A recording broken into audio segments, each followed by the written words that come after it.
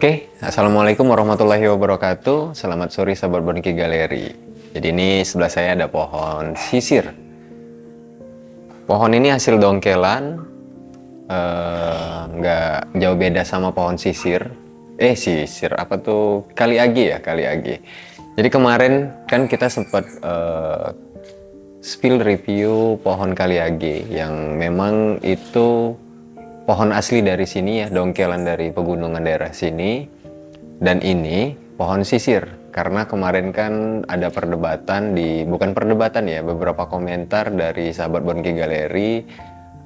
Kalau di sini kaliagi itu kan banyak nama ya, ada kirombeng, ada kaliagi, ada serut Sumatera ya. Tapi prinsipnya itulah Bhinneka Tunggal Ikanya ya. Ternyata di bonsai pun keberagaman itu menjadi unik untuk daerah-daerah tertentu. Jadi kalau ini pohon sisir ini bukan asli pohon sini. Kebetulan ini punya teman yang dipercayakan kepada kita untuk merawatnya ya. Jadi pohon ini memang benar-benar nggak sehat. Kita upayakan untuk perbaikan media sama pohonnya, kita sedikit bikin glowing. Jadi terlihat lebih subur, daunnya pun sekarang udah subur. Kondisi pohon ini sebenarnya hasil dongkelan. Jadi terlihat dari prosesnya ini hasil dongkelan, bukan pohon hasil petani ya. Karena pohon-pohon dongkelan itu dia memiliki karakter sendiri ya. Dari alamnya kita rubah menjadi bonsai yang nyaman ya secara visual buat dinikmati. Ini karena ganggu, kita singkirin dulu ya. Sebelum kita lanjut, ini kita kasih spill dulu detail pohon ini ya.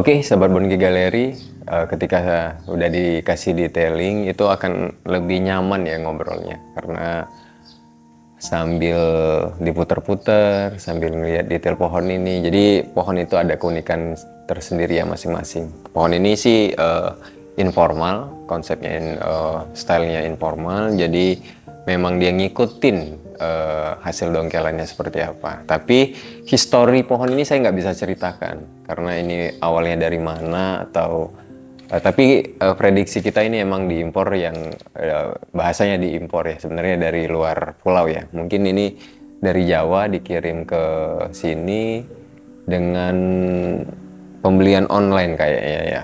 Jadi ini saya nggak tahu historinya pohon temen. Kenapa nggak kita spill selama ini? Karena bagi saya pohon-pohon orang itu harus kita pamit dulu ya buat dikontenin.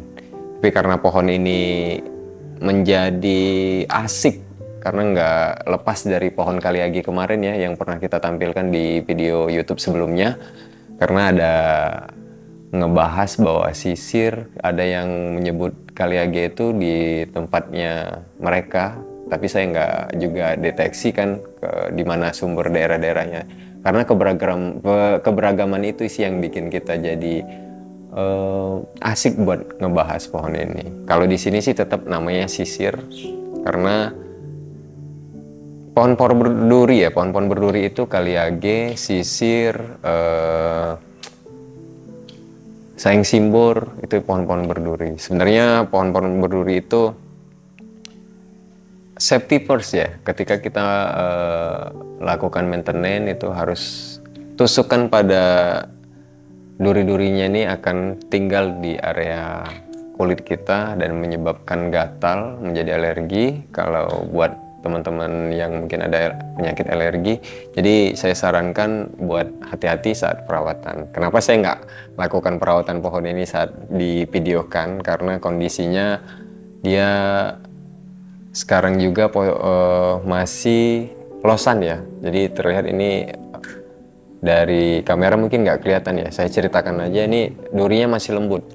Jadi untuk prosesnya sendiri ini los perantingan.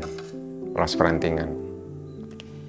Kalau di tempat teman-teman, mungkin pohon sisir ini beda lagi nama ya, beda lagi nama. Karena saya sendiri sih keberagaman itu yang bikin saya bersemangat buat belajar lebih banyak tentang ID-ID bonsai ya.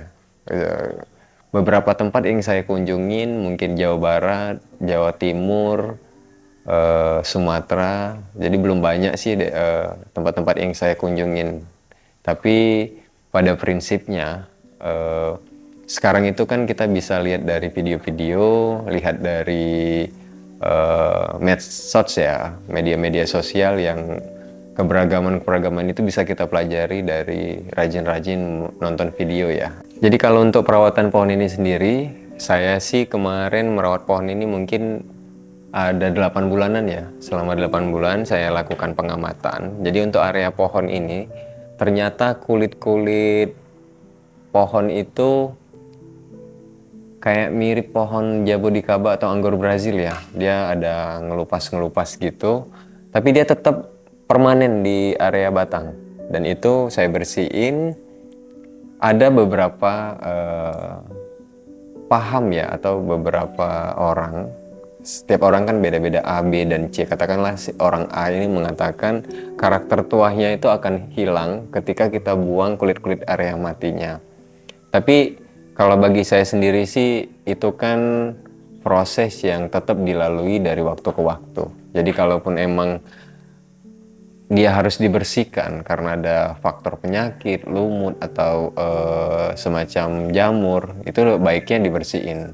Nanti kan dia akan ngebentuk karakter tua lagi di kemudian hari sambil proses penyehatan pohon. Jadi memang kadang-kalanya kita itu nggak bisa mempertahankan karakter tua itu dikarenakan kesehatan pohon. Jadi sering kadang-kalanya itu ada penyakit-penyakit atau menjadi sarangnya semut, menjadi sarangnya ya hama-hama mikro lah ya yang sering di area-area kulit mati itu, makanya harus saya buang. Dan ini ketika saya lakukan pembersihan pada saat pembuangan kulit mati, sehingga saya kasihlah pelembabnya itu camellia oil yang sebelumnya pernah saya ceritakan. Jadi camellia oil itu bisa nggak diperuntukkan pohon lain? Ya bisa, cuma dia secara materi akan lebih mubazir ya. Sebenarnya camellia oil itu bisa digantikan menurut saya dengan minyak kelapa atau minyak-minyak yang memang benar-benar yang hasil dari sulingan kita sendiri ya. Yakin bahwa itu minyak yang nggak terkontaminasi dari bahan kimia, insya Allah itu baik buat pohon karena dia nggak berefek ke pohon itu sendiri. Sama kayak dikasih pelembab lah ya, seperti itu ininya. Jadi ini terlihat sehat ketika 8 bulan setelah saya oles camellia oil, dia nggak ada penyakit yang terjangkit di daerah dari mulai pangkal akar sampai ke pohon tahapannya ya. Ini ada potongan pecahan cabang ya. Yuk kita lihat potongan dari pecahan cabang ini. Dulunya nggak menutup kambiumnya ya, karena mungkin ini tipe-tipe pohon yang berbatang keras ya. Jadi dia kambiumnya nggak menutup, tetap pecahannya. Padahal ini logikanya ketika di los di area perpecahan cabang, dia wajib narik ya kambiumnya. Nah, konteks ini sebenarnya terobati atau terkabuplase ya ketika dia mukahnya di area sini. Nih, jadi nggak terlihat ya, kambium-kambium yang nggak nutup itu nggak terlihat.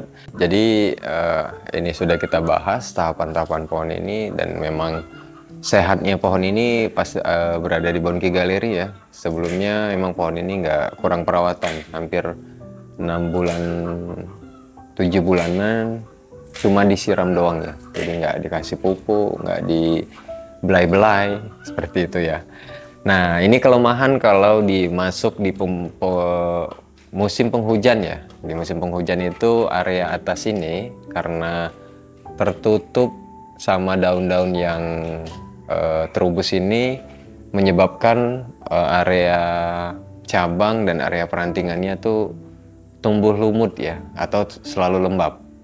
Nah, antisipasinya sebenarnya ini karena kelembapan itu wajib kena panas yang menurut saya harus 6 jaman per hari agar lumutnya ini kondisinya nggak terlalu tebel ya. Jadi setiap dia kena panas mati, kena hujan dia rontok. Seperti itulah simulasi hari ke harinya. Tapi karena memang musim penghujan yang matahari per hari itu jarang, kadang 3 hari hujan, 2 hari cuma panas. Jadi itu yang penyebab ini yang harus kita lebih rajin untuk buat dicuci dan di steam ya, agar tetap mempertahankan kondisi prima pohon ini. Jadi konsepnya pohon itu harus selalu bersih ya. Oke, sahabat Boniki Galeri, jadi kembali lagi untuk tipsnya, apapun ID-nya, apapun model style pohonnya, itu wajib bersih ya. Jadi kebersihan itu harus dijaga, apalagi rata-rata pohon yang sudah ditanam di dalam pot, itu mempertahankan kebersihannya itu akan lebih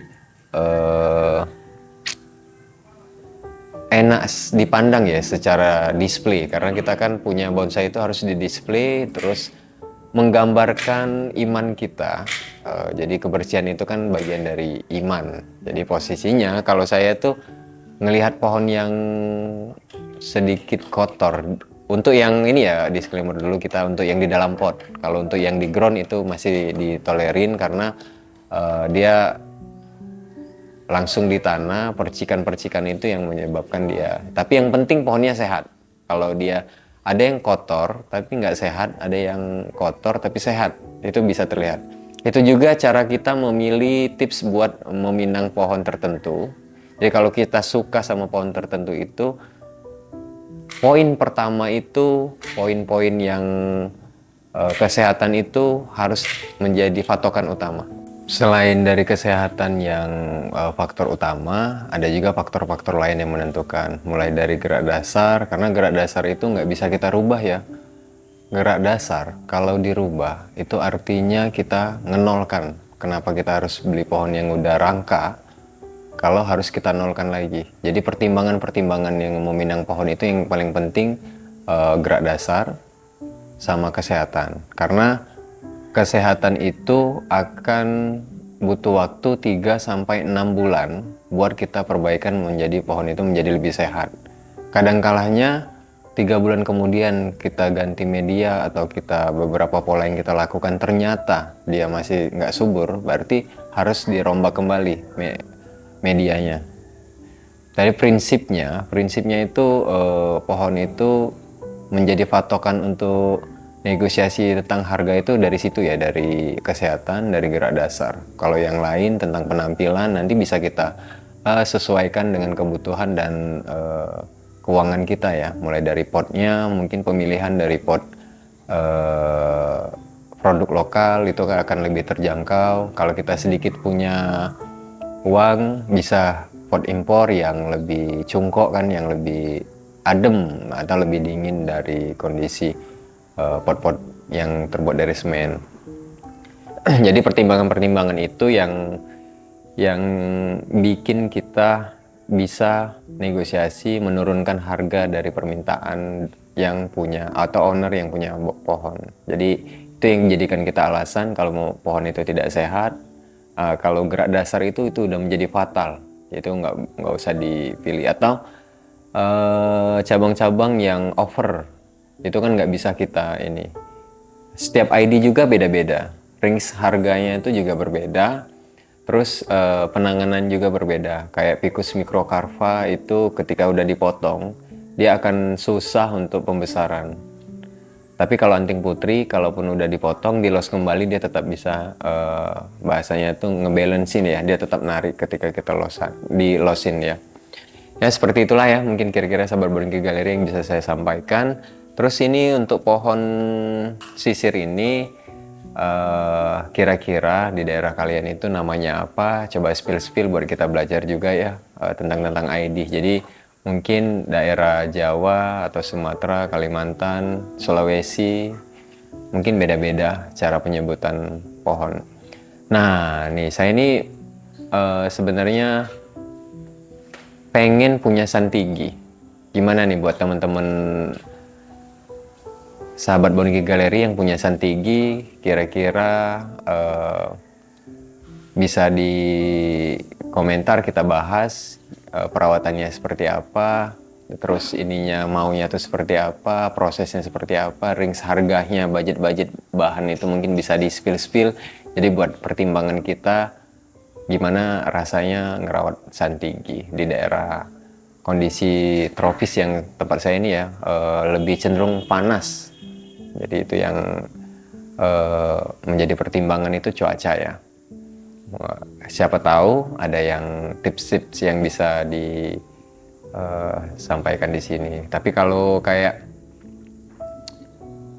lohansung kita udah punya di sini, lohansung, Sichuan ya, blue eyes atau nah itu juga banyak penamaan ya. Nanti kita spill yang pohon-pohon yang emang ID unik itu. Kalau permintaan dari teman-teman Bongi Galeri secara requestnya full, mungkin kita tampilkan. Karena saya juga belum bisa menganalisis apa permintaan teman-teman yang buat kita bahas berbagi ilmunya itu seperti apa. Oke ya, sahabat Bongi Galeri. Akhir kata dari kami, wabillahi taufiq wal hidayah. Wassalamualaikum warahmatullahi wabarakatuh. Bye-bye.